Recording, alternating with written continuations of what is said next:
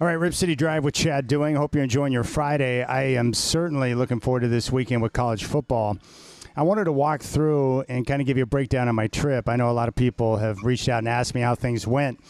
What I decided to do for my birthday was spend a couple of days down at Disneyland and enjoy myself in Anaheim and get away for a couple of days. And I thought one of the keys in being able to do this was I could avoid any unfortunate or uncomfortable surprise birthday parties. So I kind of set it up maybe the way I wanted to do it. And I'm not one of those people that goes out of my way to over-celebrate or make a big deal out of my birthday. Like, that's just now how I operate. But I thought 50 was, pretty significant, and maybe I should do something a little more, different or unusual. So why not make a trip to Disneyland? Because I hit 50, I can almost guarantee you I am not going to be around for 50 more. I don't expect to live to 100, and quite frankly, I'm not sure I want to hit the century mark. So 50 is kind of a significant deal, and I'm not one of those people that freaks out about, getting older or, turning 50. Like, it doesn't bother me. I've enjoyed the last 10 years of my life much more than any other decade in my life, and I think, part of that could be, just different things that take place in your life, whether it's your children and seeing them grow and having a connection with them. I enjoy, being a dad much more with my kids being older than I did when I was younger, when they were babies. That was just a brutal stage, but I enjoy that more now. I think a lot of times professionally, you get a chance to do more, or maybe you're just better at some of the things you've set out to do goal-wise in your career. I think that can lead to that. But I think what I enjoy the most about, the last decade was just being more in control of your emotions and your feelings, having a better understanding of, how some things operate in life. And again, I'm no expert. I've made plenty of mistakes, but I think, at least I've noticed that I'm able to handle adversity a little bit better, difficult times maybe a little bit better, just from the process of experience, right? So I've enjoyed that. But the Disneyland trip was great, and my daughter helped inspire an idea through a TikTok video. It was either Instagram or TikTok, but there was a guy he goes to the park all the time, but what he did is he rode every single Disneyland ride that's in Disneyland, just Disneyland alone, not California Adventure, but he went on every single ride in a day. And so I thought that might be kind of fun. Now, the last time I was down in May after going to a few Dodger games, I hit 30 rides in a day, which I thought was pretty significant, but that was during a busier time.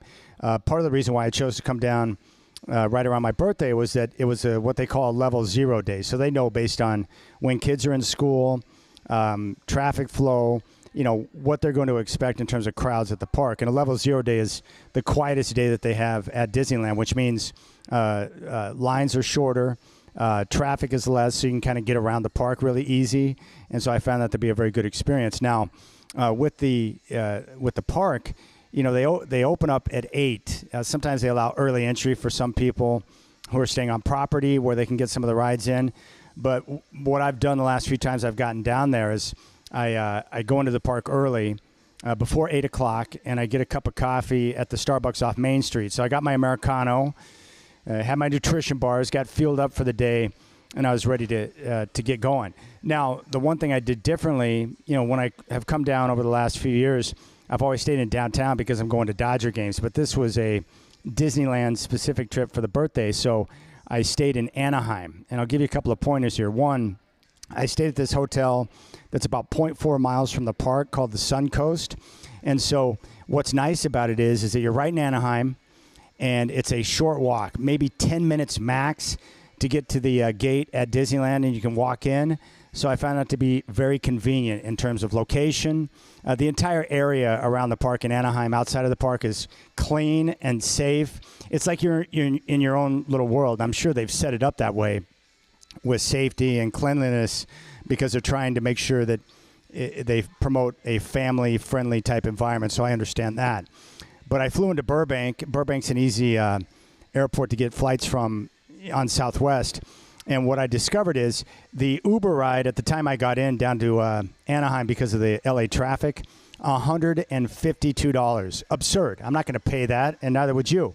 But I discovered that Amtrak has a a service, and there's an Amtrak station. I don't know if you know this, but Amtrak station that's right across the street from Burbank Airport. So you walk out of the terminal, and it's like an 8-minute walk over to the train station. And so what I was able to do, I flew in, grabbed a bite to eat, and then walked over to the train station. And for, I think, a total of $12, or maybe with taxes, it was like $16. I got a train ride from Burbank all the way down to Anaheim on the Amtrak. And it drops you off right at the Amtrak. Or they have, it's kind of like a mass transit station they have that's right next to where the Angels play baseball. And so I took the ride on the train, got off, and it was a $9 Uber ride from the transit station over to my hotel. And so saved massive dollars there. But on the first day, got to the park and then went through a process of elimination with the different rides and just one by one knocked them out. Just boom, boom, boom, boom, boom. And I had a dinner reservation set up for the Blue Bayou, which is the restaurant there, the nice restaurant that's inside of Pirates of the Caribbean. And I thought that'd be a nice way to have a birthday dinner. So I did dinner there, but I had over 20 rides in before dinner time at 7:10, and which was great because I knew by the time I got to dinner that I was going to be able to accomplish the mission. I had a few more of the kiddie rides over there close to It's a Small World, but I also knew that after the parade, most of the families with the younger kids go home, and then those lines drop significantly. So I knew I could hit those, the remaining two in the kiddie land over there, where I'd be able to hit the rides and knock them out to be able to accomplish my goal. And so that's what I was able to do. I also wanted to get a table for dinner next to the water, close to where the rafts are at for Pirates of the Caribbean. So I went early, and I asked the hostess there at the restaurant, I said, what do I need to do to be able to request a table? And she said, well, when you get here, show up a little bit early ahead of your reservation and then put in your request, and we'll let you know what the wait time is to get the location you want. So I showed up probably about 20 minutes before the reservation, put in the request for the table, and the hostess, his name was Adrian, very nice guy. He's like, oh, I think I got you taken care of. Found me a table right on the water, and he seated me instantly, so I didn't even have to wait, and I was able to enjoy dinner there. And then after we were done, and the server, I think his name was Kevin. It sounded, when he first said it, it sounded like Gavin, so I was thinking about Gavin Dawson down in Dallas, but it's Kevin. And I asked him, I said, how long have you worked here? And he goes, oh, this is my first night. And then he smiled and he goes, no, I've been here for 25 years. 25 years Kevin has been a server there at Blue Bayou. I thought that was very interesting, but he said, you know, the restaurant's been good and the people he works with are nice and he's enjoyed his time there. And he lives close by, so it's not too long of a drive for him. And they've got an easy setup for the employee parking who was able to get in and out of the park. But 25 years for Kevin. But enjoyed a nice dinner. When I was done, I asked Kevin, I said, hey, can the hostess take tips? And he goes, well, they're encouraged to deny and say they can't. But he goes, if you're insistent, they'll take it. So I called Adrian over, who seated me and got me the suite set up there next to the water.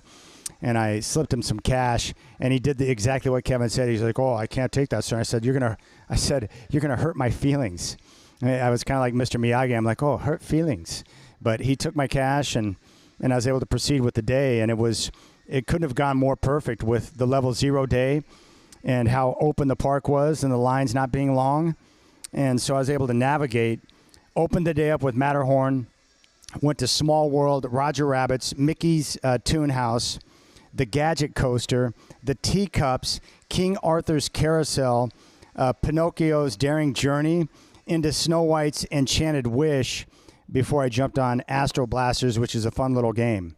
And then went to Space Mountain, Autopia, took the submarine voyage over to the monorail, Tiana's Bayou Adventure, which is awesome, Indiana Jones, and Rise of the Resistance.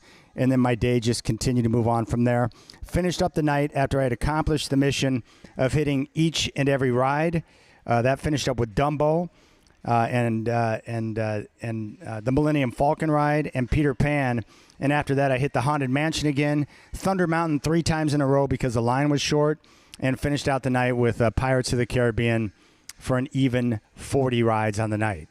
So 2 years ago, I came down. I hit 21 rides, thought that was an accomplishment. In May, hit 30 rides, and then hit every ride in Disneyland, plus a few extra, for 40 rides in one park in one day. 16 and a half hours. with over 13 miles of walking just in one park. So mission accomplished. And it was a lot of fun, very enjoyable. And then the next day, day number 2, got a little more sleep and got to the park at about, I would say, maybe it was probably about noon. So I spent 12 hours in the park in day number 2. Started out in California Adventure, hit Guardians of the Galaxy, which is a sweet ride, into Soaring the World, and then took Ariel's ride for hitting Monsters, Inc., the Incredicoaster, Symphony Swings, Goofy's Sky School, Grizzly Rapids, which was perfect on a hot day. And yes, I'm a softie. I wore a poncho so I wouldn't get drenched. And then just proceeded on throughout the rest of the afternoon. I finished up at Guardians and then made the trip back over to Disneyland and finished out the rest of the afternoon in Disneyland. I rode Tiana's log ride a second time and got soaked. There was like this tidal wave that came over the boat, and the final 2 hours of the park, and we've all had this experience, my shorts were soaked and my underwear was wet. I couldn't wait to get back to the hotel just to get dry again. It was horrific. Shrinkage, the whole experience of the wet shorts, wet underwear, and shrinkage in the final 2 hours in the park was misery. But in the end, it turned out to be a great trip. Just a lot of fun. Now, what I do, and the reason why I went so gangsta on the rides is, it's not the cheapest venture to get into Disneyland. So I want to make sure that I get, the bang for my buck and get as many rides as possible. And so that's why I took the pathway that I did. But it turned out to be a lot of fun. It was a good time. So I would recommend coming down. Now, the good thing is that by staying off property, but yet being 0.4 miles from the park, I was able to save a boatload. I got a very good price on the hotels. So when I'm booking hotels, I normally use Hotels.com. But if you just take a look around and you're trying to save a couple of bucks, there's plenty of very nice hotels with good options. They're roughly, anywhere from 0.3 miles up to a mile from the park where you can easily walk it. And I'm a walker. I like to get the movement in. And trust me, I exceeded my caloric intake a couple of times when I was down there. So it's nice to get that extra walking in to help burn some of the calories. But there's so many options hotel-wise where you can be close to the park and be able to have that walkability. And I think what I like most about Disneyland is that, I think Walt Disney kind of accomplished his mission. Where when you walk in, you do kind of feel like you're being transported into a different world where you can just focus on having fun for a few hours while you're in the park. So definitely a good time. Great setup, good service, but I'd recommend Blue Bayou. The food was really good.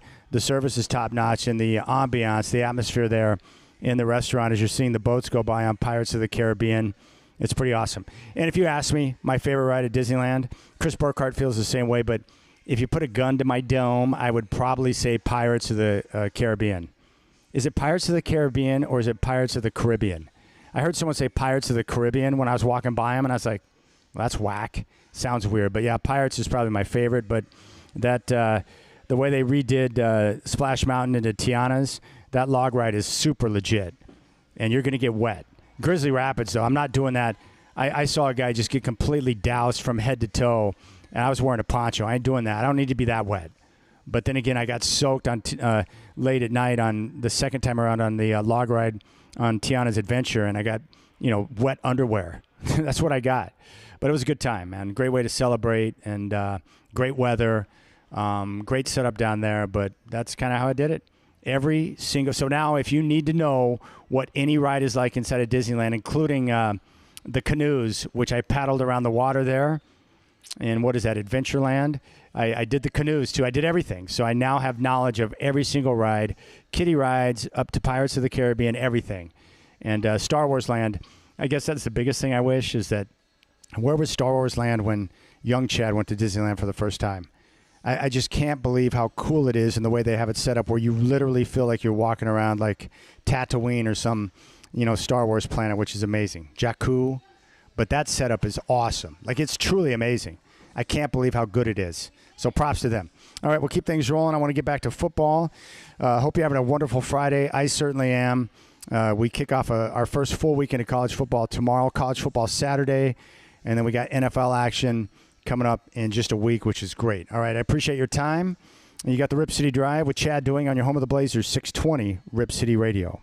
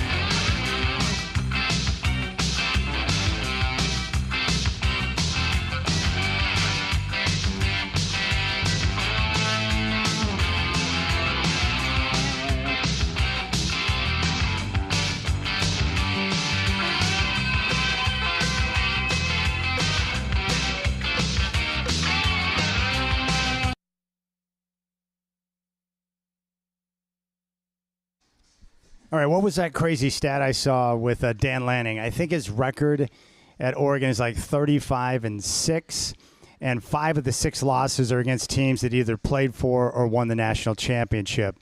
So I think Oregon is poised to have another big year.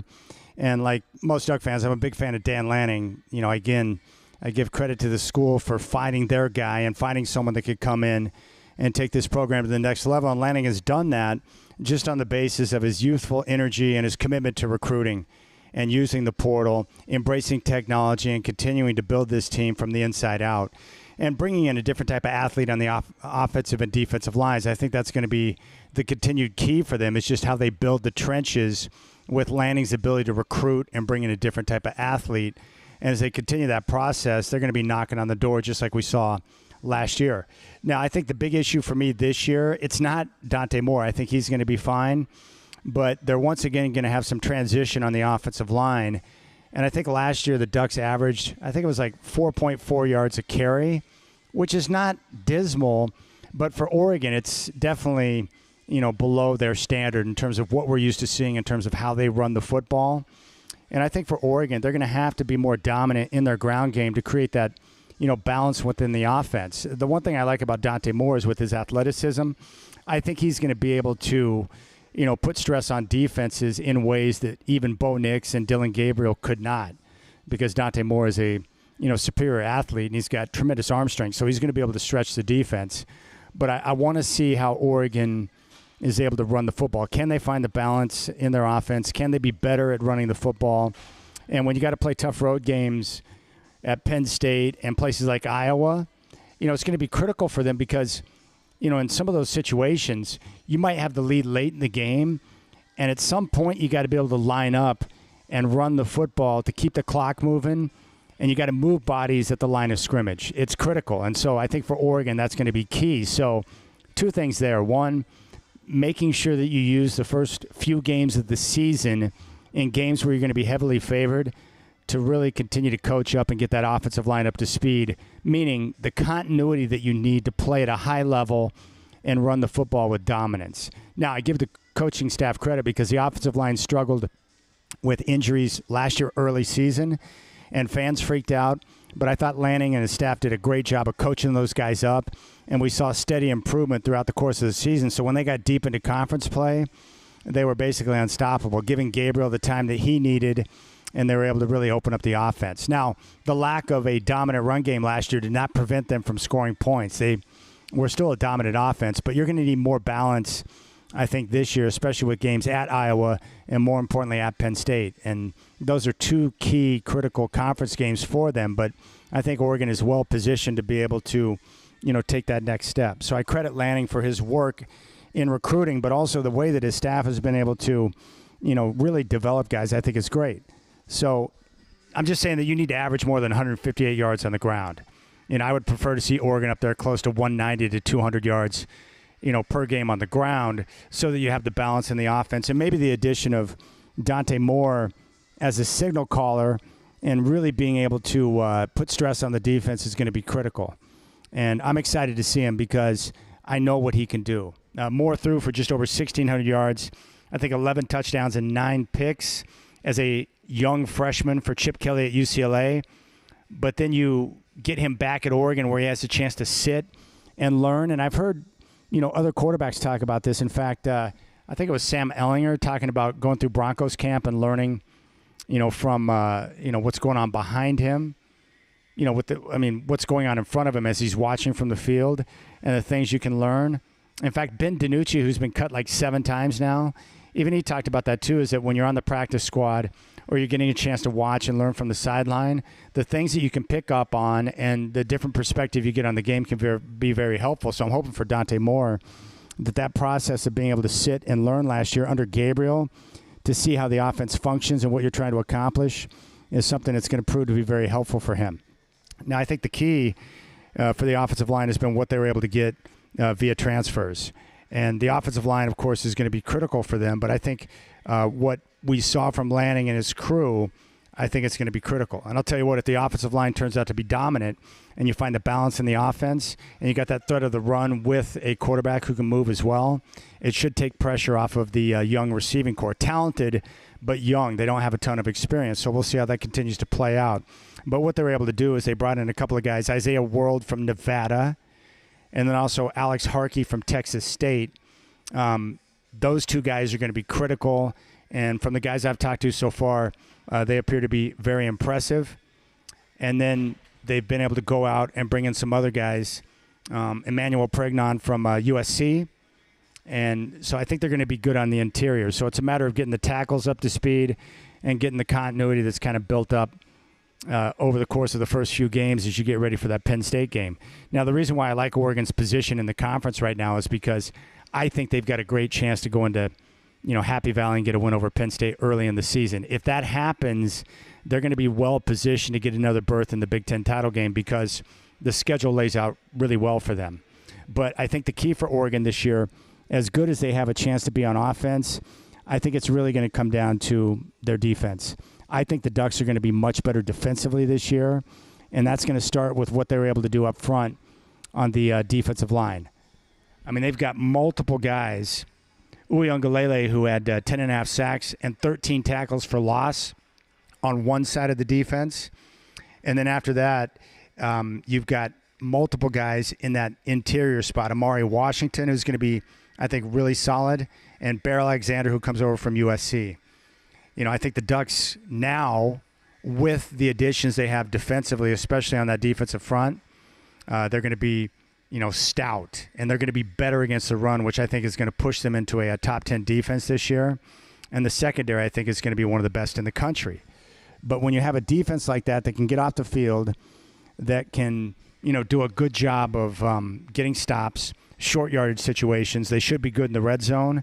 I mean, Oregon's got a chance to be terrific. Love their linebackers, and the secondary is going to be terrific, like seriously good. And so I think they have a lot to be excited about. Now, Dylan Thineman, who's coming over from Purdue to play safety, I think he's going to be one of the biggest stars this year that will emerge quickly. I know a lot of people are excited about him, but what they've been able to put together, I think, is offense is going to be dynamic because of quarterback play and offensive coordinator. Being able to run the football better, over 5 yards a carry, and be able to get closer to maybe 180, 190 yards a game on the ground, but defensively just being more stout. So when you get into some of these tough conference games late in the season where you're on the road, whether it's Iowa or somewhere else, having the ability to get stops and be able to play in cold weather situations, I think is going to be critical. But I think Oregon's got an absolute shot. And if you look at their schedule, I mean, it's hard to really, pinpoint problem spots outside of, the two games that they have where they're going to be playing, Penn State and Iowa. I mean, everything else on the schedule lays out really nicely for them. So I just think Oregon's in a good spot. And I kind of like it this year because they were expected to be great last year. And the expectations are really high because they went out and got Dylan Gabriel. But now they come into a season where, they know that they're good. They know the defense is going to be super legit. But the difference now is that, they don't have all the attention and eyes on them because Penn State is taking up all the oxygen in the room. Because Penn State is experienced. They've got their quarterback returning. They probably have the best offensive line in football. Everyone expects Penn State to do it, and they're under immense pressure. And I don't think they can handle that type of pressure. I really don't. I think they're going to struggle with that, but Oregon can kind of lay low. So here's the key for Oregon. They're going to open up against Montana State, Oklahoma State at home before an early game at Northwestern on the 13th, and then they come back home for the Civil War against Oregon State. The downside of the Penn State game is that Penn State plays nobody. They get a bye, and then they host Oregon. So Penn State will have the advantage from rest and preparation, and they won't have to show much on film because of the teams they've got out of the gate. So Oregon will have no rest coming off the game against Oregon State going into the Penn State game. But I like Oregon's speed better. And the key with Penn State is their run game. They're loaded at tailback, and they've got a great offensive line. But with Oregon's newfound talent and ability on their defensive front, if they can contain and limit the Penn State ground attack, and then you put pressure on Drew Allard to be have to throw it guy, especially on third and long situations, that's where Oregon can create the turnovers make the mistakes, and then crank up the pressure. And I'm telling you, Penn State, I respect James Franklin, and I think he's done a great job of bringing in defensive talent. And I think they've got a team, that's built from the inside out the way I like it. They're strong at the line of scrimmage. But if you put Drew Aller in obvious pass situations, I don't think he's good enough to get the job done. And I think that's where Oregon could have, really a field day. But that's where I'm at on the Ducks. I think they've got a great chance. The two critical games at Penn State on the 27th. After that game, they get Indiana at home, fraud, at Rutgers, dangerous game, but definitely winnable. Wisconsin at home, and then they go to Iowa on November 8th. That's going to be a tough game because of the atmosphere and their defense. Then they get Minnesota and USC at home before a trip to Washington to close out the year. Like, when you look at that schedule, honestly, even if you hate the Ducks, if you look at that schedule, honestly, you come away with the same thing that I have. It's like, okay, they got 1 or 2 losses. And if you lose 1 or 2 games on the season, even if they're both in conference, that's going to put you right in position to get back in that Big Ten title game. But the key game's Penn State. If you get the tiebreaker over Penn State, I can almost guarantee you that they're going to be ushered right into the Big Ten title game. But I'm high on the Ducks. I was high on them last year because I knew what they were getting in Dylan Gabriel after watching him for a couple of years at Oklahoma.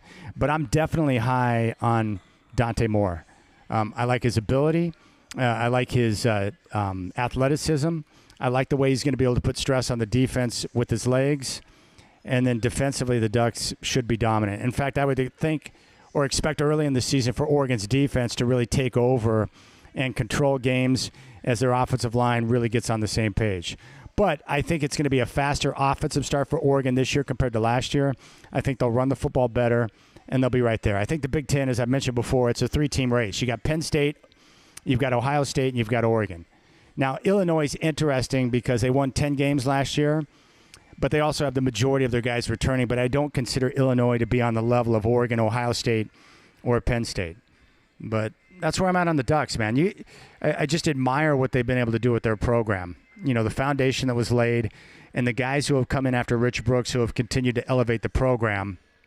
Guys like Mike Bellotti, who probably doesn't get enough credit for the work he did. Chip Kelly, obviously. And now what we're seeing with Dan Lanning. That's really what it comes down to. They've made good hires. They've brought in the right people. And I just feel bad for Mark Helfrich because I think he was almost set up to fail. He was one of their own. He's an Oregon guy. But the problem is he was taken over for Chip Kelly, who had immense success. So I never really felt like Mark Helfrich had a chance to put his imprint or his style on the program. I felt like he was brought in to run Chip Kelly's system. But the problem is he's not Chip Kelly. It's like, who's that guy that wears the glasses? It's like Kurt Rambis trying to be Phil Jackson and run the triangle. That sounds nice, but the problem is he's not Phil, and he doesn't have Kobe or MJ. So good luck with that. But I'm sure it's a great system. But that's what Oregon has done. So now they've got the best facilities. They've continued to build off of the success year to year. And now what we're seeing is a full embrace of technology when it comes to the recruiting game, technology when it comes to NIL. And the Ducks are one of the best in the country in terms of getting their athletes plugged in and making it easy for them to have NIL opportunities, no matter what sport you play. And I've talked to people that have dealt with Oregon State, that have dealt with Oregon, trying to get NIL deals put through. Oregon's system, they just don't spare any expense. They're top-notch. And they put themselves in the game with some of the top schools in the country because of their resources, but their willingness to embrace technology and be cutting edge in those departments. So thoroughly impressed with what Oregon has done, and I think they're going to be right there. And we'll see how things shake out. Penn State, their schedule to open up the season. It's so annoying because they don't play anybody. They get Nevada tomorrow, FIU, and then Villanova before a bye week to take on the Oregon Ducks. So that's 3 wins against bums, and they won't have to show any of their tricks in those 3 games because they can line up man for man and play a very vanilla-type offense and win the game, which means they can save and pull out all of the surprises for the Ducks. But we've seen Oregon before go in early season big games on the road, whether it's Michigan, Ohio State, or in this case Penn State, and win games. And I think Oregon's got a good chance to do that. But there you have it. And I think I mentioned this before. If you look at the Big Ten, I think it comes down to 3 teams: Penn State, Ohio State and Oregon.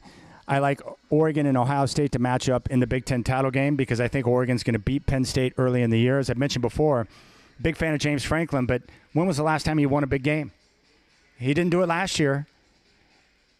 He won 2 playoff games against SMU and Boise State. Now, I credit him for advancing his team and nearly getting to a national championship, but those are games where they were heavily favored and expected to win. But when they had a home game against Ohio State, they fell flat on their face. They just haven't been able to come up with a big win in conference, and until it happens, I'm just not going to buy into it. You got to show me before I can give you the nod. After the Oregon game, they go to UCLA, Northwestern, at Iowa, and then they play at Ohio State. So it's quite possible that just on the basis of tiebreak, Penn State could end the season with 2 losses, miss the Big Ten title game, which is, I think, what will happen, but they'll still get into the playoff. I would have left Penn State out last year. I didn't think they were deserving because I looked at their schedule. I was like, wait, what have you guys done? What exactly have you done? It's not like you've done anything spectacular, but because they come from the Big Ten and because they come from that conference, I think, like a lot of these schools, they probably get a little more respect than they deserve. Like last year, for example, they beat West Virginia, Bowling Green, Kent State, Illinois, UCLA, at USC. They won that game in overtime. They won at Wisconsin. They lose a home game to Ohio State, and they lose the Big Ten title game to Oregon. So the 2 biggest games of the year last year, they lost. And that's like the story of their season every single year. The biggest games, they don't win. And it just kills me that they continue to get all the love. And if you look at, what they did the previous year, same thing. Against Michigan in 2023, loss. At Ohio State, loss. They won every other game on their schedule, but that's because they didn't play anybody.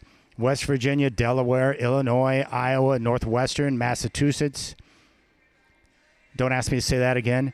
Indiana, Maryland, Rutgers, and Michigan State. Well, whoopity-doo. Congratulations. You beat nobody and lost the 2 biggest games. But that's their season every single year. They get all the love, they get all the attention, but in the end, where's the big games? Who do they really beat? And last year, same thing. They lose to Oregon and Ohio State. Nearly lost at USC in overtime. But then they beat SMU and Boise in the playoff, and people act like they're great.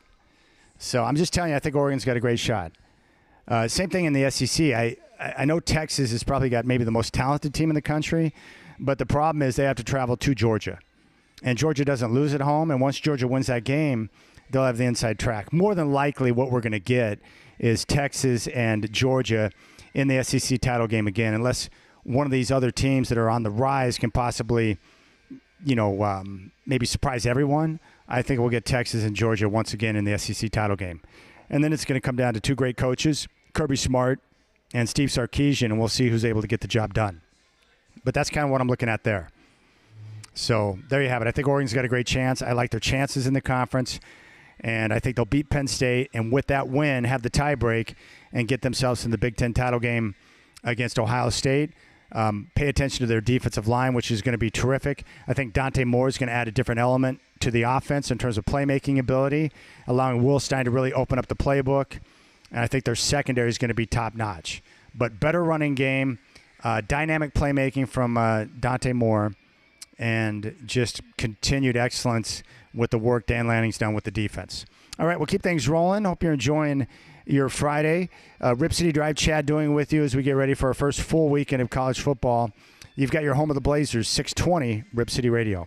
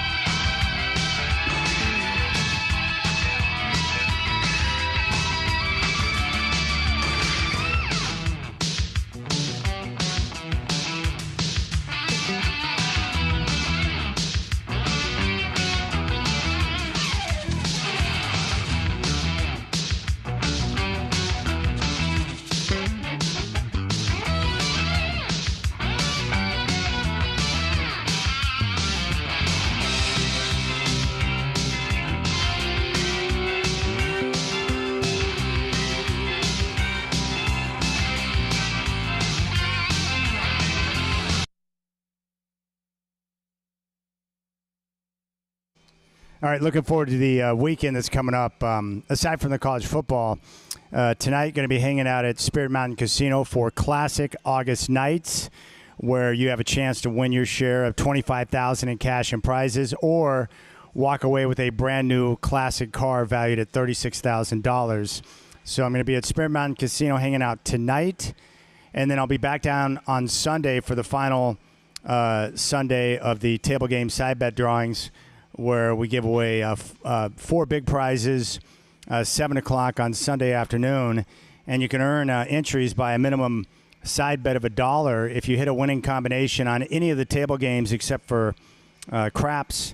Then you have a chance to put tickets in the drum for the drawing, and it's going to be pretty awesome. So that's what I'm going to be doing tonight and on Sunday. But Saturday, in the evening time, got to DVR a couple of games because we got the big concert coming up at the amphitheater in Ridgefield with Men at Work, Christopher Cross, and Toto. Now, the cool thing is I'm going to the show, and I can't wait. But I talked to my boy Steve down in Vegas. He went to that concert last weekend, so he's seen it before me, and he was thoroughly impressed with each and every act. He thought they were sensational. And he was really pumped. And like Toto's his favorite band, and he's totally down with Toto. But he said Men at Work, and especially Colin Hayes, sounded terrific. And he was blown away by Christopher Cross. He had never seen Christopher Cross in concert, and he had forgotten some of the big hits that he had back in the day. But the other great thing about Christopher Cross that gets overlooked, you know his vocals and with some of the songs and his work as a vocalist, but he's an underrated guitar player and has got a lot of talent in that area. So Christopher Cross was terrific. And then what he said he liked about Toto, who was the finishing act, 15 songs, but he really liked the variety that they did in terms of picking songs for their playlist throughout some of the great albums they've had in the 70s and into the 80s. So they do a good job of song selection. And I'll tell you right now, I think you know which song they close with. Africa. I think Toto closes with Africa. Christopher Cross closes with Ride Like the Wind. And I think, if I'm pretty certain, that Men at Work will close with Down Under. So there you go. It's going to be a great show. I'm looking forward to it. But my boy Steve gave me 2 thumbs up on the concert, and he's pretty picky when it comes to his favorite acts. But what you're going to get is 3 different acts in Men at Work, Christopher Cross, and Toto. And I've looked at the playlist, a total of 32 songs on a great summer evening to hang out and check out some music. So that's what's going on this weekend. Spirit Mountain tonight, concert tomorrow, Spirit Mountain on Sunday, and then, of course, we're knee-deep into football as well. So I'm going to have to DVR a couple of games. But fortunately, that Texas-Ohio State game comes on early in the morning, 9 o'clock on Saturday. So I'll be able to watch that entire game because that is by far the best game of the weekend for obvious reasons. The implications, the star power with Texas and Ohio State, and the arrival and the start of Arch Manning's tenure at Texas. A unique talent with strong, great arm, mobility. That's going to be a lot of fun. So I'm looking forward to that. So that's what's going on here. Other than that, just trying to squeeze in as much golf as possible. I've got basically another month strong, but once October hits and the Blazer season arrives, then my life takes a different turn because it's more about work, and less about finding that work-life balance, right? So that's just the nature of the beast. So that's where I'm at. But looking forward to the games this weekend. But the concert, are you going to the show? Let me know. Hit me up on social, on X, at Chad and Rip City. You can call and be a part of the show at 503-248-0620. But I just, I haven't been to a show in a while. I'm a big concert guy, but there hasn't been any concerts nearby that I wanted to go to. I took my daughter and her friend up to see The Weeknd up in Seattle. I told you about that show. The Weeknd played for a long time and was very impressive in terms of the different, type of genres that he touches with his music, his vocal capabilities. He was good. And I don't listen to The Weeknd, but I knew the majority of the songs because they get all kinds of airplay. Playboy Cardi sucks, I can tell you that much. Not good. Kind of a joke. I was like, really? This is the best you got, Playboy? You show up and you come out to put on a show and this is the best you got for me? Come on, man, be better. But, yeah, I'm looking forward to the show. But But big games this weekend. Just to recap, I like Ohio State to upset Texas. They're a small favorite at home, 1.5. I think Ohio State gets the win. I think Texas is going to be fine. They'll be a playoff team, but I think Ohio State gets the win. I like Bama to rip Florida State.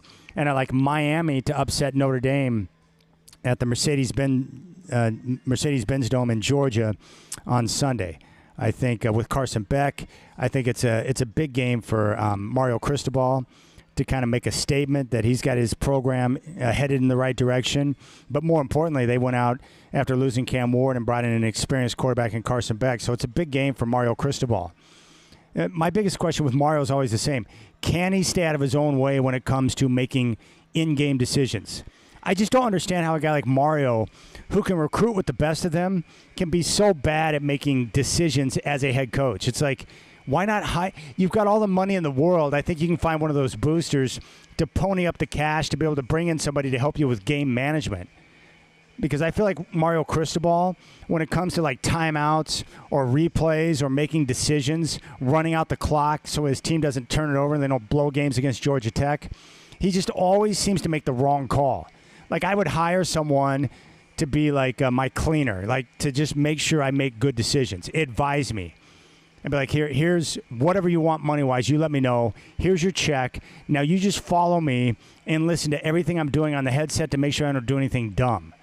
Like, I need a guy like that in my life to help me out when I'm about to do something. Be like, Chad, you got to back away, man. This is not a good time.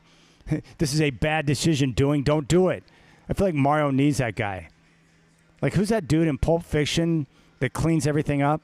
Is it the Wolfman? Mario needs like a wolf guy to follow him around and clean things up. You know, when he's about to make a decision, either that or just go full George Costanza and go opposition theory. So if you're about to call a timeout, do the exact opposite and it'll be the right thing. If you're going to call run late in the fourth quarter when you're trying to hold on to a lead, go pass. Whatever your first instinct is, Mario, it's wrong.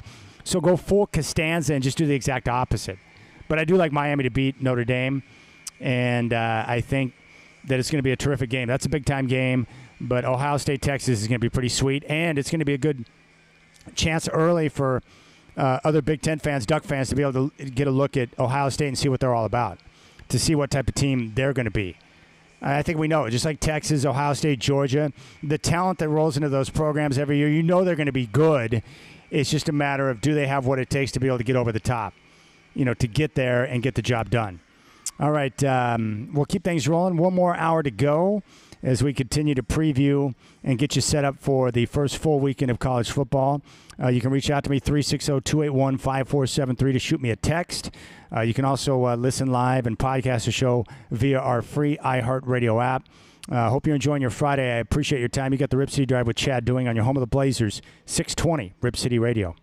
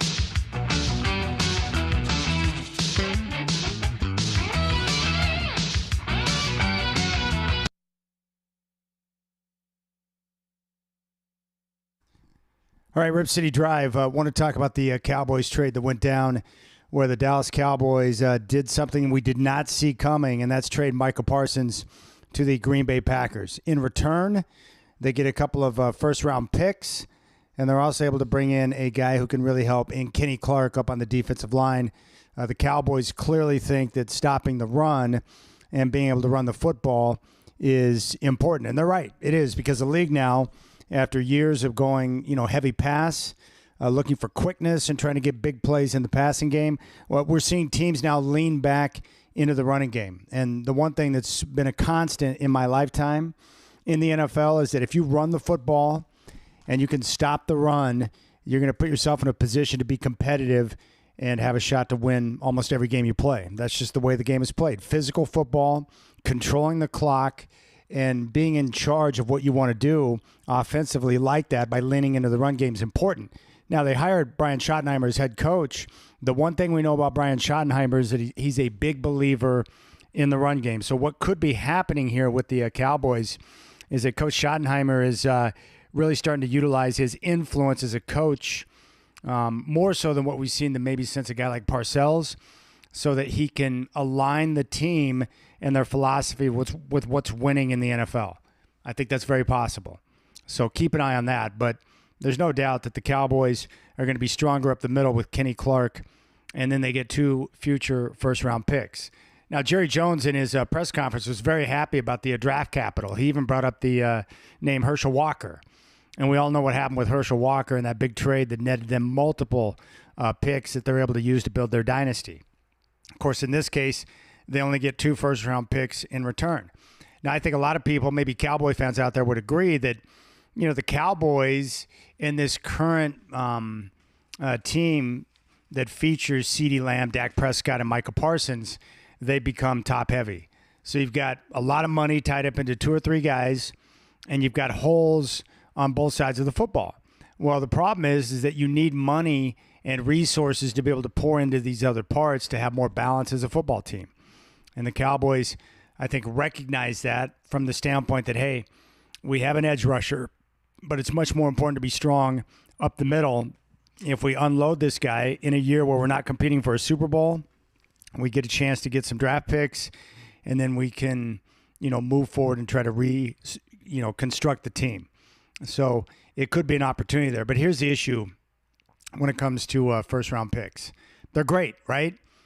Anytime you can acquire, first-round talent and be able to go out and draft, it gives you a chance to retool and get guys that have a lot of talent at a cheaper price. But how often do we see it, whether it be the NBA or in this case the NFL or across sport, where you give up a star talent and a difference maker who's just now entering his prime in Michael Parsons, and you get draft picks in return, but what are the odds that you're going to be able to replace that type of talent with those draft picks? I mean, your organization has got to be able to develop talent and really groom those guys and get them up to the level where they need to be to replace someone like Michael Parsons. I mean, that's the real danger in this, is that you give up a big-time player who I think's made the Pro Bowl in each of his first few seasons in the NFL, and you bring in draft picks now for the hope that you can bring in players that can replace the type of production, talent, leadership, everything that Michael Parsons brought to the table.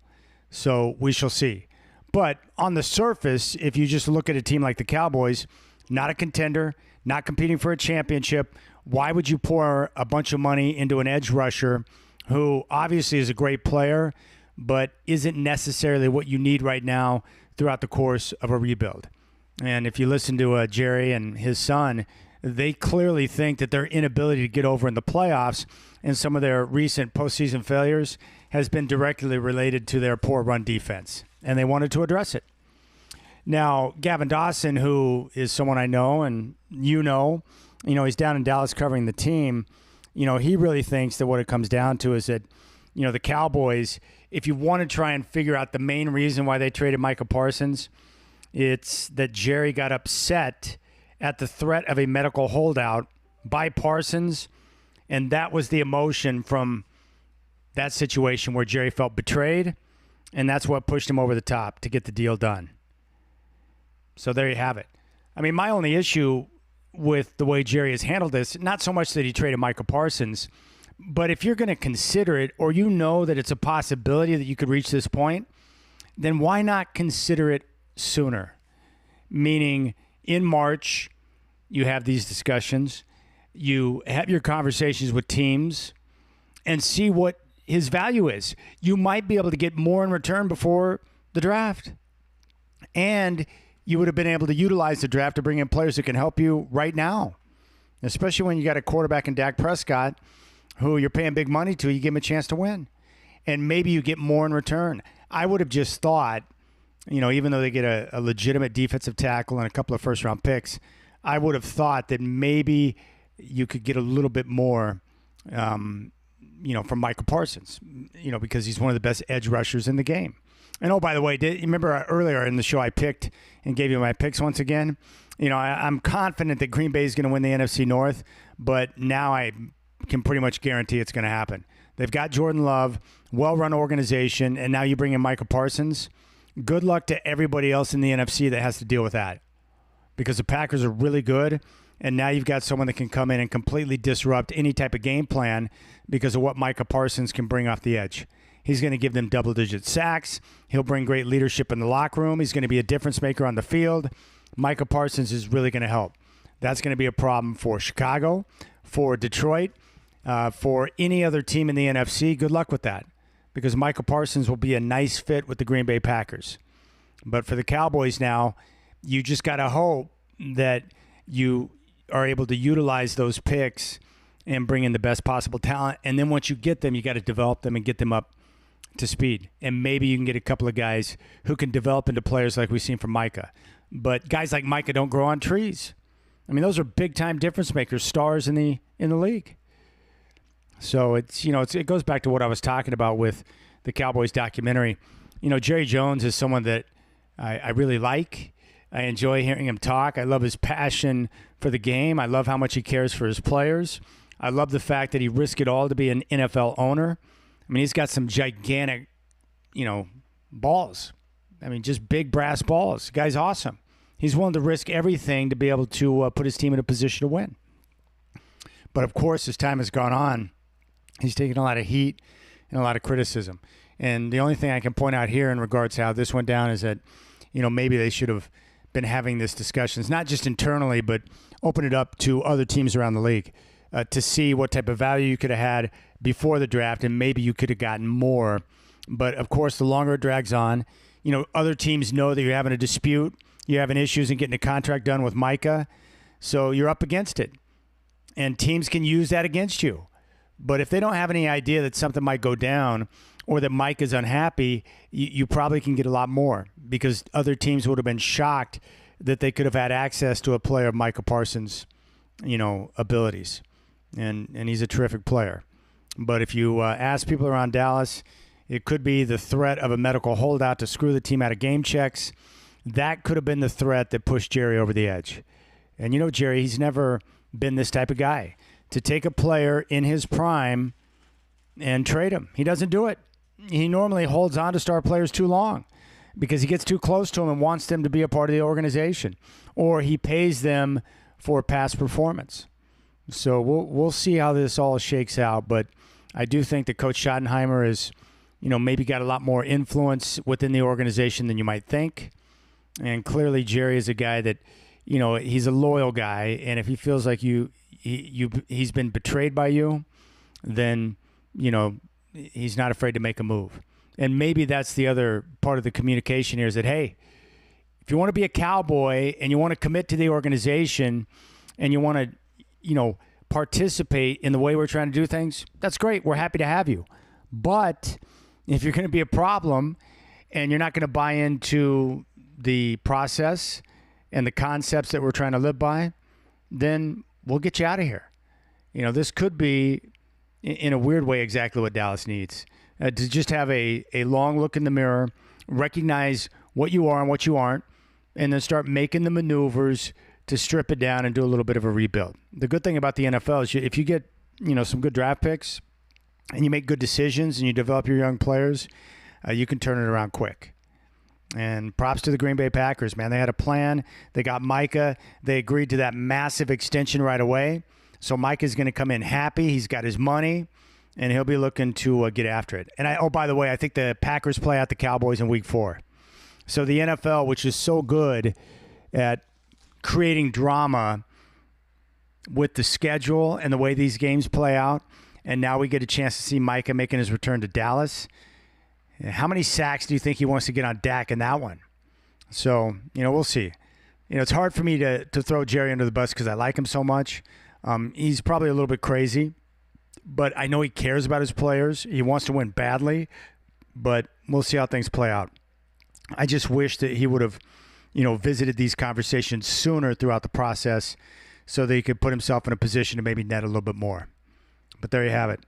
I mean, this is the NFL, right? You get a lot of drama. You get the big stories. We got the quarterbacks.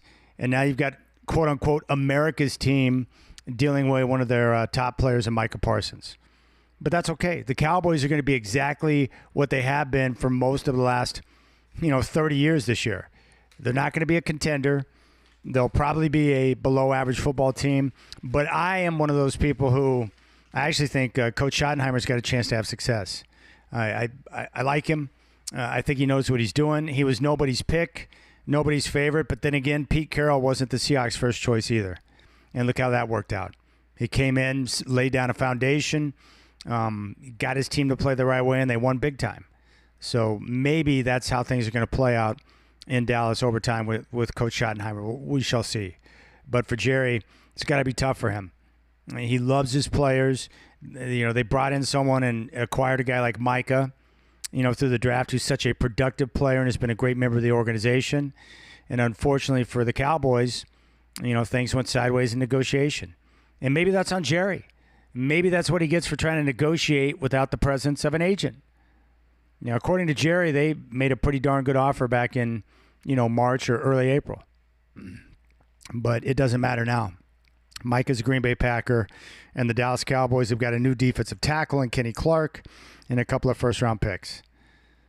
And I guess for the rest of you, the good news is the Cowboys will not be a factor. You're still going to hear about them every day because they'll get talked about, but we don't have to worry about them factoring in the NFC.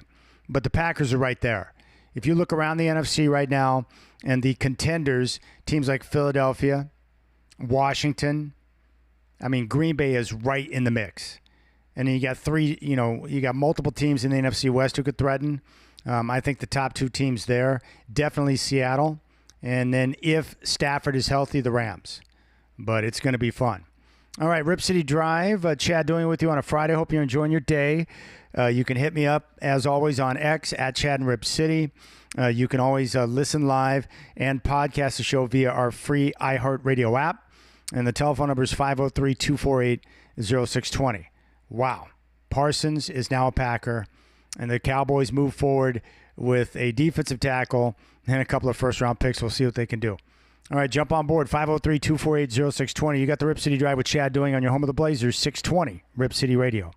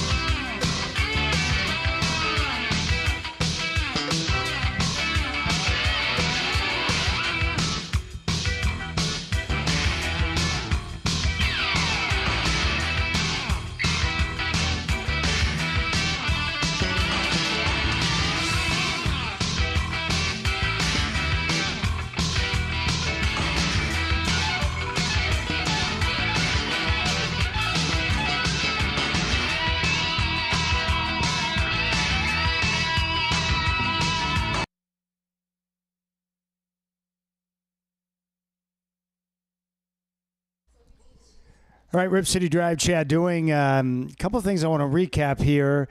I guess first off with the opening weekend action here in college football, just to recap the games that I like.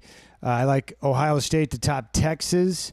I think the Buckeyes are about a 1.5 to 2 point favorite. I like the Buckeyes at home to beat Texas. I think the Longhorns are playoff worthy and they're going to be just fine. But I think asking a young quarterback in Arch Manning to open up in Columbus and get a win, I think is going to be a little bit too much. And again, I think Ohio State not getting maybe the attention they deserve coming off the championship run because they've got some, turnover and change, breaking in a new quarterback in Julian Sayin, but I think they're going to be really good. Penn State right now, and probably rightfully so, getting the majority of the attention in the Big Ten because they got the quarterback coming back, probably the best offensive line in college football, and they're loaded up at running back. And, they do a great job of, always recruiting and finding good defensive talent. So I understand that, but I think Ohio State's going to be really good this year, along with Oregon and Penn State, right there in contention to be tops in the Big Ten. So give me Ohio State minus the points at home against Texas. And I think the Buckeyes open up their year in defense of their title with a victory. Next up, Alabama going on the road to Florida State. I think the Crimson Tide, maybe under a little bit of pressure to send a statement out early. Like everyone else, they are breaking a new quarterback, but I like the Tide to win by, probably 20 points and get the cover there against Florida State. Another game I'm looking at, I didn't mention this one earlier, but I do like Clemson at home against LSU. Clemson is, I think, the team, if you want to pick out any team in any of the power conferences that has the inside track to the number one seed in the playoff, it would be Clemson, and that's mostly because of schedule. They play in a weak conference. They're going to be in control. Maybe Miami will show some resistance, but the reality is the Tigers have a lot of talent on defense. They got a lot of players returning, and they get their quarterback back.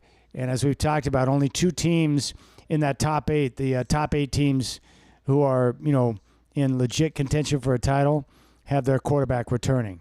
And that would be Penn State and Clemson. So I like the Tigers to take care of business minus the 4.5 against LSU. Dabo Swinney is one of those guys. He's annoying, and he talks a lot of nonsense, but he's a darn good football coach. And I think the Clemson Tigers are going to be right there in the end, quite possibly the top seed in the playoff. Elsewhere, I like Miami to upset Notre Dame. I think they're getting about 2.5 points. They get Carson Beck. He's going to take over and work things for Mario Cristobal and operate that offense. I think that's a win for Miami to have experience stepping in after having Cam Ward last year, who was the number one pick in the draft. I like Miami to get the upset over Notre Dame. And those are the games I'm looking at in terms of the primetime matchups. There's a lot of games on the board, but those are the ones that are most exciting to me. I think Oregon State will get the win over Cal. I think they're going to be bowl-bound. Oregon State right now just a 1.5 point favorite at home, but I like what they did at quarterback, obviously. And, from all the people we've talked to, just, better depth. The only downside to Oregon State is that they had to use the portal a lot. And when you go heavy on the portal to, supplement or – to bring in talent as you're continuing to, recruit and get a foundation there, a lot of times it can be hard to get those guys up to speed. So we'll see what Coach Bray's able to do. But I think Oregon State will start the year out with a win. I expect him to get to 8 or 9 wins and fully expect the Beavers to be bowl-bound. As for the Ducks, right now, not worried about win or loss. We know they'll get the win this weekend against Montana State. The key for Oregon right now is just to get on the same page, get the continuity in the offensive line, and just do everything you can to get everyone on the same page and ready to go when it comes time for Penn State. Everything's a tune-up until you get to Penn State, and that's going to be the big game because if you're able to get that win, you got the inside track in the Big Ten title game, and the rest of the schedule lays out nicely. So I expect Oregon to get a big win. And as I mentioned before, really excited about what Dan Lanning has done with the defense. One of the best secondaries, I think, in the country. They're going to be very aggressive and quick at linebacker, and their defensive line is going to bring pressure. Most importantly, their defensive tackles, much more sturdy this year. I think they're going to be strong against the run. and Oregon's got a great chance to have a top 10 defense nationally throughout the course of the regular season. So keep an eye on that. But 3 teams in the Big Ten. It's Penn State, Ohio State, Oregon. Those are the 3 teams in the end that I think will be battling for conference supremacy. And, we'll find out some things. How good is Ohio State? Can Dante Moore, take that next step in his career, taking over for Dillon Gabriel? And then with Penn State is, can they finally win and take care of business against the better teams? Ohio State, Oregon. Can they do it? Because James Franklin's a great coach, great recruiter, but he's yet to win big games. And so I want to see if they can get over the hump. So we're going to have a lot of questions answered about Penn State, and it's going to come at the end of September when they get that first, huge matchup at home against Oregon. So those are the games I'm looking at there. Other than that, we'll just sit back and wait for the kickoff of the NFL season, and I can't wait. And I share my thoughts on the Cowboys trade. Micah Parsons going to Green Bay for a couple of first-round picks and a defensive tackle. My only question for Jerry is, why wait? Why'd you wait, Jerry? You got a chance to get good value in return for a player like Micah Parsons. If you, jump on that back in March before the draft, maybe you get more value in return. Maybe you get more picks, and maybe you have a chance to go in and get players now who can help you this season. But we'll see how things play out there. Now, I did mention this earlier. Just got back from my birthday trip down to Anaheim. Spent a couple of days in Disneyland, and I just want to give people a couple of pointers. I did not stay on property. I stayed just off property at a hotel called the Suncoast, and it was probably about 0.4 miles from the Disneyland park. First time I've stayed in Anaheim to go to the park. But what was awesome is that a fraction of the cost of one of the Disneyland properties, and it was about a 10-minute walk from the hotel up to the entrance into Disneyland. And so it was very convenient. And what's amazing to me about Anaheim, for those of you who have, been down there and had a chance to walk around, it's very clean. Everything is laid out really well. Everything is really secure. The streets, the surroundings, everything is really clean. Everything is in place. And so if you're with families or younger ones, you can feel comfortable as you're walking around knowing that you're going to be safe. But I enjoy the convenience. I like walking. I like the movement. And I'm not afraid to walk and, walk a lot of, distance when I go on a trip. So I enjoyed the walk from the hotel and back. It was very convenient. And I think on that first night, maybe about 13 miles of walking. But the other thing I was going to point out, too, is that if you go down, if you haven't been down in a while, the best thing to do is use the app. And you get the Genie Assistant or whatever they call it. But basically what it is, you pay an extra fee and you get access to utilize the app so you can get the Lightning Pass. And the Lightning Pass is the best way to do it. I hit 40 rides on the first day there on Tuesday. Only went to Disneyland that day, and I rode every single ride in the park. But the advantage is if you use the Lightning Pass on the app, it's worth the extra cost because, and I think it was an extra $60. It's somewhere in that neighborhood. But the reason why you want to do that is that once you have access to the Lightning Pass, you can plan your day around the Lightning Pass and pick the rides that you want to ride. And you can spend X amount of time in a certain part of the park. But the advantage of the Lightning Pass is once you go up to a ride, you're going to wait just a matter of minutes before you get on the ride. And it will allow you to ride all of these different rides in the park for a fraction of the time. And that way you're not waiting in line for 45 minutes, 50 minutes, depending on, when you go and what ride you're waiting for. But it's very convenient. And I'm just telling you, it's worth the cost. Some things you pay extra for is not worth it, but I do think that this is definitely worth it. So saved a big time cost by staying just off property, short walk to the park, and then the Lightning Pass. And if you're into Disney, if you like to go down there, then I would recommend that. And as I mentioned, Blue Bayou for a dinner. Great service. Food quality is really good. The ambiance and atmosphere is a 10 out of 10. But the service is really good. As I mentioned, the server we had, I think his name was Kevin. 25 years he's worked there. 25. I couldn't believe it. 25 years. And he enjoys it. He's been there the whole time at the same place, working there at Blue Bayou. But it was a good time. And, like I said, the reason why I like to go is, when you go in, you are, in a way, transported into a different world. Everything's contained inside the park. Everything you need is right there. The majority of people you bump into are all in a good mood. So I enjoyed it. But if you go down, just some ideas and something to think about. But you definitely want to use the Lightning Pass because it will save you time. You get more bang for your buck. And trust me, if you're going to spend that type of money to go to Disneyland, why would you want to spend all your time waiting in line? And so there you have it. All right, NFL, a couple of different things. I mentioned the teams I like earlier in the program. I want to recap that for you. Buffalo in the AFC East will win the division. They'll be the only playoff team from the East. And I think Buffalo right now would be my pick to be the number one seed in the AFC. They've spent time building this roster. They got depth, they got balance, and they've got an MVP in Josh Allen. And I'm a big fan of Josh Allen. I think, you couldn't find a better match personality-wise and the way he operates. Josh Allen is perfect to be the face of that franchise. And Bills Mafia should be geeked out of their minds because it's a big year. The question is, when push comes to shove, come postseason time, can they get past Patrick Mahomes and the Chiefs? We know they can take out Lamar Jackson and the Ravens, but what about Patrick Mahomes? It's like that one team, that one problem. But I think Buffalo's going to be right there this year. The rest of the teams in the division, the Jets are a joke, and they'll finish last. I think the Patriots are definitely moving in the right direction. They're going to be much improved because Mike Vrabel knows what he's doing.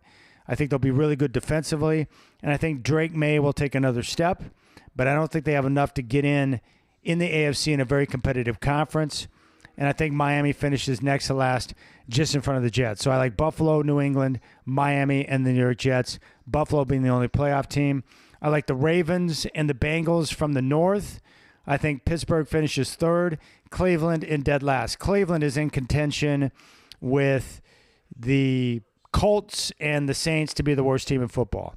And I think the difference with the Browns is, and I think maybe the Saints fit in this category too. And heck, I might put the Colts in there as well. We'll see how it plays out. I definitely think the Browns are tanking, even though they're not going to say it. But I think they're trying to put themselves in a position for a healthy draft pick in next year's draft. I mean, just look at what they've got at quarterback. Joe Flacco. And as I mentioned, he probably won't make it too far past the first 6 games because of their schedule being so difficult. I think Dylan Gabriel and Shedeur Sanders will both get starts before the end of the year, and that's going to give the Browns a chance to evaluate what they have at quarterback. But the Browns are going to be really bad. So 2 teams from the North, 1 team from the East. I like Houston to win the South, and I think they'll be the only playoff team from the South. But I like what they put together. They're going to have to figure some things out on the offensive line, but C.J. Stroud's one of the best in the game, and their defense is going to be legit. And I'm a big fan of DeMeco Ryans. Good match between coach and quarterback there. After Houston, give me Jacksonville number 2, followed by Tennessee number 3, and I'd put the Colts last place. You open up a season with Anthony Richardson and Daniel Jones, that tells me all I need to know about your franchise. It's like, Chris Ballard has gotten a lot of praise for his work in building that roster, but yet he can't figure it out with quarterback. And this goes to show you when you have a franchise quarterback in Andrew Luck who surprises everyone and retires the way he did, and just look how it set the franchise back. They haven't been able to figure the quarterback position out since he shut it down. I mean, we knew that was bad when it went down, but just look at the result. It was awful. That is not good news. So the Colts still trying to figure it out, but they're a total mess. And that's probably what they want. It's definitely what they need because they'll put themselves in position along with New Orleans and Cleveland to have access to maybe the top pick in the draft. 3 teams from the West are going to get in. Same 3 as last year, Kansas City, Denver, and the Chargers. I like the Chiefs to win the division. I think the Raiders will finish last, but you're going to see significant improvement with the Raiders this year. And that's because they finally have gotten the coach right. Pete Carroll, even though he's older, great energy. He knows how to rebuild, programs, and that's what he's going to do. He's brought in a lot of veteran guys on both sides of the ball. He got his quarterback in Geno Smith. You're going to see an operation that's going to be tight, focused, and Pete Carroll will bring atmosphere to the practices as he's done through camp thus far. Big fan of Pete Carroll, but I think he's going to do a good job, and he'll have the Raiders on track. So those are your 7 playoff teams: Buffalo, Baltimore, Cincinnati, Houston, Denver, Kansas City, and the L.A. Chargers. Big fan of Jim Harbaugh, too, and Justin Herbert. In the NFC East, give me the Eagles and the Commanders. I think the Giants and Cowboys round out the division. 2 playoff teams from the East. In the NFC North, I knew the Packers, that's who I like to win the division. But now that they got Micah Parsons, I'm guaranteeing it. The Packers are going to win the division. They're deep. I think Jordan Love's going to continue to progress. But defensively now, the type of havoc they're going to be able to wreak in the backfield is going to be immense. Green Bay's first. Detroit will finish second. And with Detroit, it's just going to be a matter of how long it's going to take them to find continuity after, losing both their coordinators. I think Chicago finishes third. Minnesota, with a great roster, finishes last in division as J.J. McCarthy tries to figure out how to play in the NFL. I just don't know what to expect because I haven't seen him play. I mean, the one advantage I could say about J.J. McCarthy right now for the Vikes is it's very similar setup to what he had in Michigan when he won the national championship. We have great players around you. You don't have to do it all. Just make good decisions and don't put us in harm's way and protect the football. But that's how I like it. Give me Green Bay and Detroit in the playoffs out of the NFC North. In the South, I think it's a one-team division. It's Tampa Bay, and I think the Buccaneers get in. I think Baker Mayfield has another big year, and I like the continuity they have within their front office and the coaching staff. I think Tampa Bay is going to be fine. And, I think Baker Mayfield has done a good job of, finding a good home, kind of reshaping his image a bit. But with the maturity, we're seeing also better play on the field, better decision-making, big plays. He's been very efficient. And, of course, he's one of those guys who can deliver it on time and on target. He's accurate. So I like Tampa Bay to win the South, followed by Atlanta, Carolina, and New Orleans.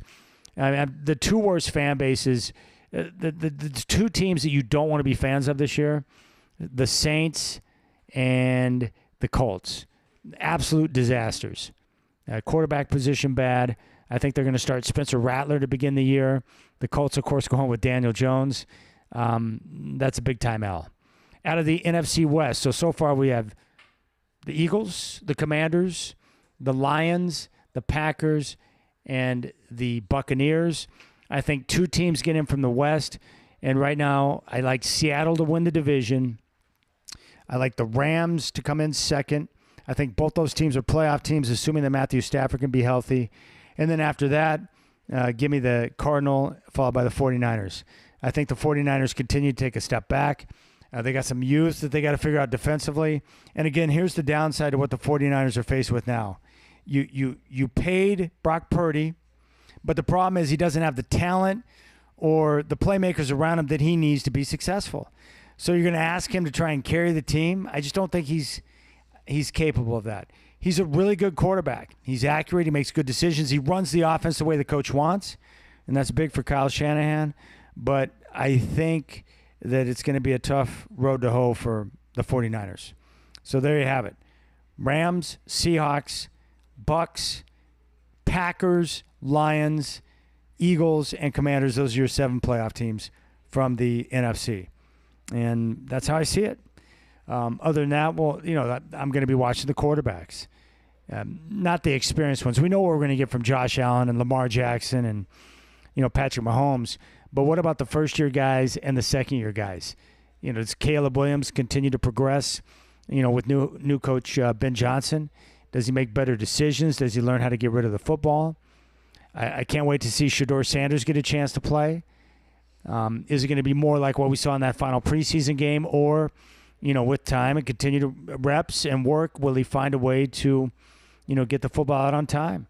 The difference between Shedeur and Dylan Gabriel right now is that Gabriel, we saw in the preseason, he doesn't wait to get the football out. He knows that he has no choice, based on his stature, based on his athleticism. He knows he's got to make good decisions and get rid of the football, and he does it.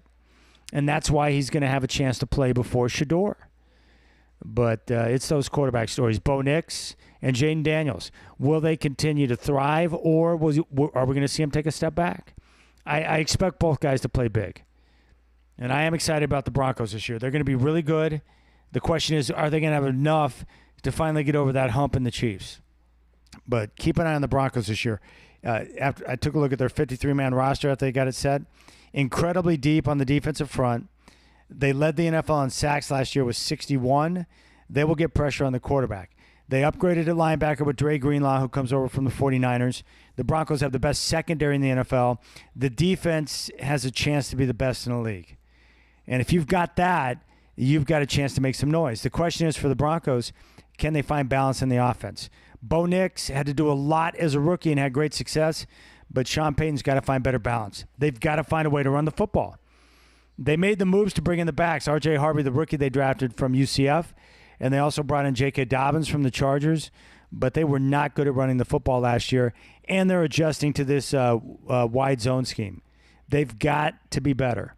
Offensive line is good, but can those guys, find the continuity when they're trying to learn a new blocking scheme? I don't know. We shall see. But there you have it. There's going to be so many good teams. The AFC, I've never seen the imbalance in terms of quality teams from the AFC to the NFC. A lot of great quarterbacks in the AFC and a lot of big-time teams. So can't wait for it to get underway. All right, we'll keep things rolling. Rip City Drive on a Friday. Hope you're enjoying your day, getting ready for the long and extended weekend. Don't forget, you can reach out to me on social, at Chad and Rip City on X.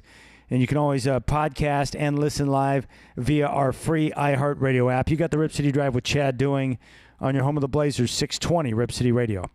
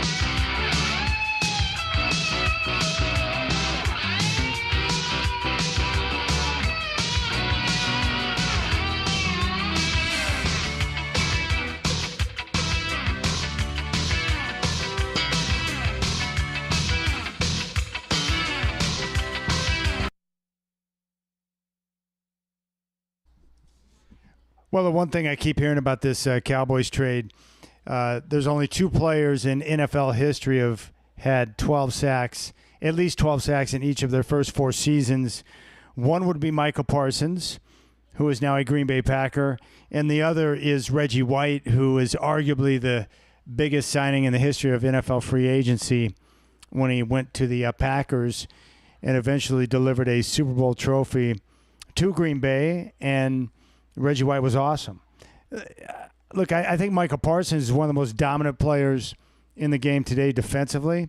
He's great off the edge, but just the idea that we're getting some type of comparison between Micah and Reggie makes my skin crawl just a bit. And Michael Parsons is a really good player. He's one of the best in the NFL right now. But Reggie White is one of the most dominant players to ever play in the league. I mean, defensively, you put him right up there with Lawrence Taylor in terms of guys who changed the position. Reggie White was awesome. Hall of Famer and one of the greatest football players of all time.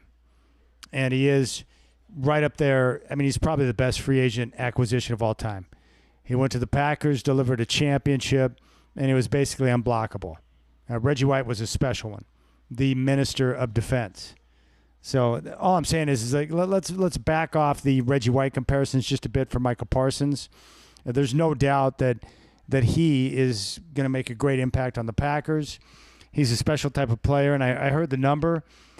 He's making more in this deal with the Packers that he just signed. He's the highest paid non-quarterback in the history of the league now. The Packers are actually paying Parsons more than what Jerry Jones paid for the Cowboys when he bought him, back in the day. That's pretty impressive. That shows you how the game has changed, how the money has changed, and what these guys are pulling. And what was it? It's always funny too when you hear NFL players talk about fairness. Parsons said he was just looking for what was fair. Okay. I would say being the highest paid defender in the NFL is more than that. So we'll see. We'll see if Jerry is crazy, but the Packers are going to benefit immediately. I mean, they're already a contender, but now you add a guy like Parsons to that roster to where he's going to be able to bring the heat off the edge. Like that is a big-time win for the Packers. And then for the Cowboys, again, when you get rid of talent like Parsons, you better make sure that your draft picks are, that you make the good decision and you develop your players. Because the problem is, wait until actual players are attached to those draft picks that you got in return for trading Michael Parsons, and then we'll find out what it's all about. Also, I saw that, how about Travis Kelce and Taylor Swift checking out the Cincinnati-Nebraska football game last night. Nebraska got the win 20-17. And, Taylor Swift and Travis Kelce hanging out together in public shortly after the announcement of their engagement. And I know there's all kinds of conspiracy out there about, Taylor Swift, but I don't think it's a PR stunt. I don't think Taylor Swift, with her popularity, with her money and her abilities, is looking for any type of PR stunt. I don't think that's what it's all about. I just think that her and Travis truly love each other, and they're going to get married. So good for them. And, my guess would be that for Taylor, she's probably been surrounded by a bunch of, odd individuals for a period of time, or at least guys who don't know how to communicate normally with her. And then in steps Travis Kelce, makes a friendship bracelet, and the rest is history. I mean, it was probably refreshing for her to have a guy treat her normal. And my guess is Travis was able to do that. So they were checking out Nebraska and Cincinnati. Nebraska got the win. And that's got to be a good feeling for Matt Rule, who's trying to get that program turned around. Nebraska's been a disaster for an extended period of time. And how about USF? Josh Pate called it. USF destroys Boise by a score of 34-7. So Boise can forget about making the playoff once again this year. Controversy last year when they made it, but it's tough to kick off the year with a loss to an unranked opponent. But that's college football. And that's what we like about the game now, is that you get these type of upsets week to week. and we see what type of impact it's going to have on the playoff picture. But there you have it. But this is basically what my life has become now. So before I'm even home from my trip for my birthday, my daughter is calling me up saying, "Hey, Dad, when you get home, can I take you for a ride?" She just got her permit, a little over a week ago. And each passing day, she's getting a chance to drive a little bit more. So she's excited to show me the progress that she's making behind the wheel.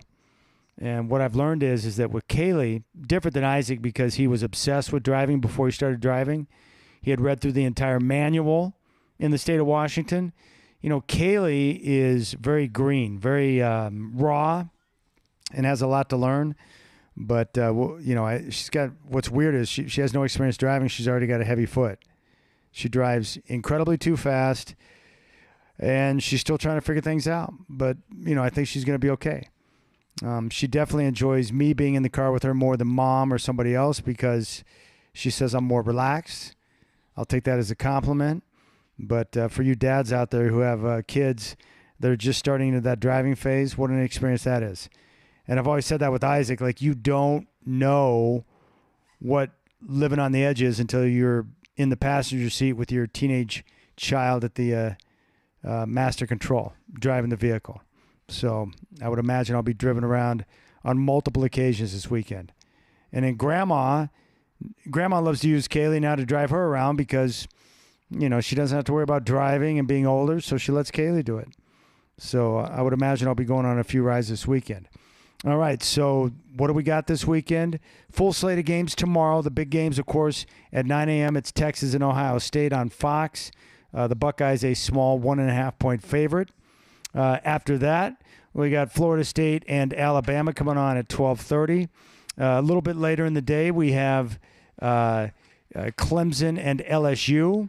And then on Sunday, we have Notre Dame and Miami. And I gave you my picks. I'll give them to you one more time. I like Ohio State to beat Texas. I like Alabama to cover the 13.5 against Florida State. I like Clemson at home against LSU minus the 4.5. And give me Miami with Carson Beck plus 2.5 to upset Notre Dame. Those are the college games that I like this weekend. And then, of course, we'll see what we got. I've taken a look at the opening slate of NFL games.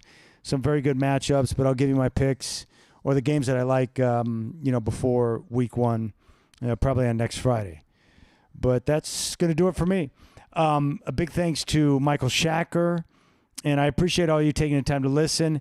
I hope you have a great weekend. Enjoy the college football, and more importantly, enjoy your extended weekend.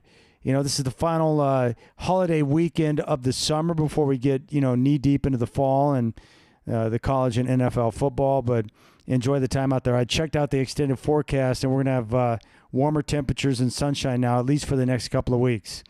And you know how it is.